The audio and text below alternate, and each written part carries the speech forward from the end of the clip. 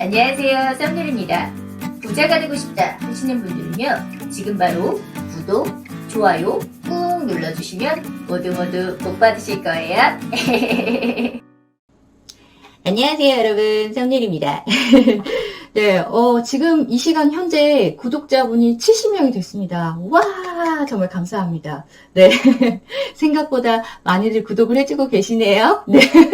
제가 어쨌든 열심히 공부하고 또 연구해서 제작한 영상이니만큼 주식이나 이런 경제에 관심 있는 분들 언젠가는 알아주실 날이 올 거라 믿고 오늘도 힘을 내서 열심히 해보도록 하겠습니다. 자, 지난번에 그 삼성전자 주식 매입 시점에 대해서 분석을 해봤었는데 오늘은 또 다른 핫 이슈인 유가 전망에 대한 이야기를 한번 해볼까 합니다. 요즘 코로나19 확산에 따라서 주가 폭락이나 원자재 가격 하락, 또 환율 악세 등 글로벌한 이슈가 참 많죠. 그 중에 또 하나 또 빼놓을 수 없는 게 바로 이 유가 폭락인데요.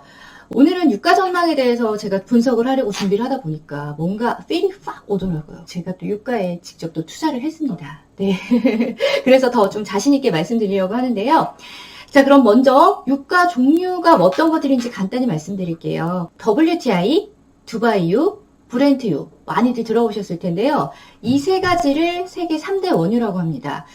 먼저 미국의 WTI는요. 미국의 서부 텍사스산 원유의 약자입니다. 가장 품질이 좋고 값이 비싼 그런 기름이에요. 네, 그리고 두 번째는 이제 두바이유인데요. 두바이 하면 중동이 떠오르시죠?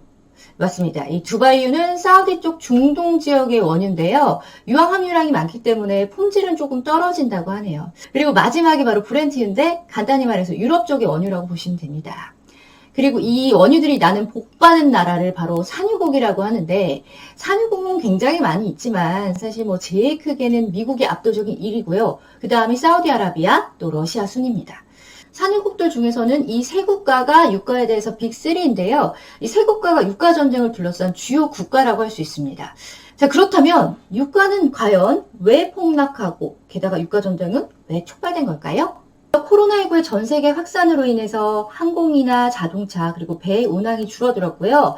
재택근무나 각국의 도시 봉쇄에 따른 공장 폐쇄 등 모든 산업의 소비 둔화를 일으키면서 원유에 대한 수요도 확 줄어들게 됩니다. 오펙 플러스는 산유량, 즉 감산을 통해서 유가 공급을 줄이고 가격을 방어하려고 하는데요. 여기서 오펙은 일종의 카르텔이라고 할 수 있죠. 이 산유국끼리 정기적으로 감산과 또 증산을 통해서 유가를 컨트롤하는 겁니다.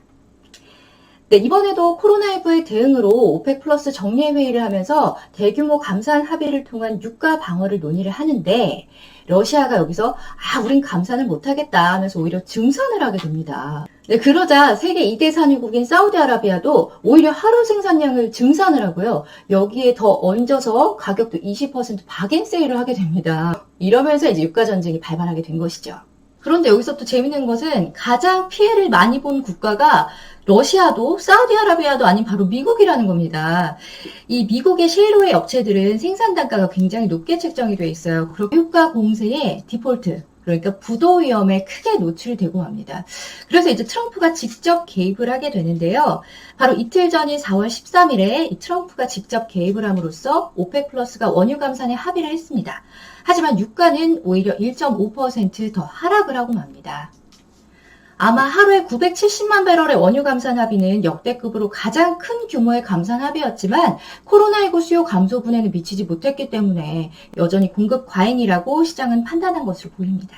그렇다면 이렇게 유가를 폭락시키면서까지 유가 전쟁을 하게 된 사우디와 러시아의 진짜 속마음을 한번 들여다볼까요? 2010년대 이후 미국이 셰일가스와 셰일오일 대량 생산에 성공을 하면서 셰일오일의 배럴당 생산 단가는 평균 $60 수준으로 떨어뜨렸어. 현재 $100면 쟤네들도 엄청난 이윤을 남기고 있겠지. 세계 최대 산유국인 우리 자존심에 이거 스크래치인데? 이러면서 망하게 하고 싶어 하는 거예요. 그런데 코로나19가 터지고 자연스럽게 이렇게 유가가 폭락을 하니까 사우디는 코로나19 위기를 오히려 셰일 산업 견제의 새로운 기회를 삼고 과거의 독점 산유국 지위를 회복하고 싶어 합니다. 러시아도 최근에 미국과의 패권 다툼과 또 미국의 천연가스 제재 등으로 이를 막 갈고 있던 중이었는데 생산량을 늘리고 가격을 벼랑 끝으로 몰아서 좀 눈에 가시었던 셰일 산업을 이참에 싹둑 자르려고 하고 있습니다. 그 사우디와 러시아는 서로 막 싸우는 모양새지만 결국에는 미국이라는 같은 목표를 갖고 있었던 건데요. 이들의 목표는 바로 미국에 있는 셰일 오일 산업의 견제였던 것이죠. 자, 그렇다면 미국은 과연 어떤 속마음을 갖고 있을까요? 만약에 사우디나 러시아의 대립 구도가 계속 지속이 된다면 가장 큰 피해를 입는 국가는 바로 미국일 겁니다. 또한 미국은 이제 대선이 있기 때문에 트럼프 대통령이 어떻게 해서든 재선을 하려고 하는 상황인데요. 현재 미국에서만 코로나19에 대한 확진자가 57만 명이 넘었고 사망자가 2만 명이 넘었는데요. 지금 상황으로 유추해 볼 때 대선 전까지 앞으로는 미국 코로나19가 더욱 확산이 되면서 만약에 미국 주요 기업이나 금융업체가 부도가 났다. 이럴 경우에 이제 미국 경기 침체, 즉 제2의 세계 금융위기가 또 도래할 것이고 이렇게 된다면 트럼프의 재선을 좀 장담하기는 어려워 보입니다. 시티은행의 글로벌 상품 책임자인 에드모스는요, 이번 감산 합의에 대해서 3월 중순에서 5월 말 사이에 무려 10억 배럴이 넘는 대규모 재고를 방지하기엔 이미 늦었다.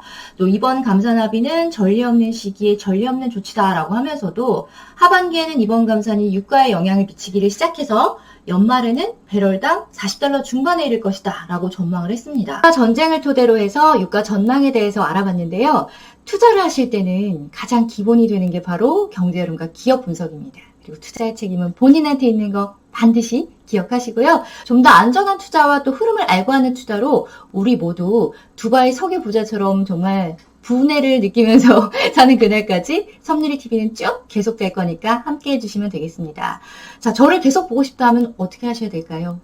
네, 구독, 좋아요 오늘도 잊지 말고 반드시 꼭 눌러주시고요. 앞으로 투자에 관심 있는 분들한테도 홍보 많이 부탁드릴게요. 그럼 저는 다음 영상으로 다시 찾아오겠습니다.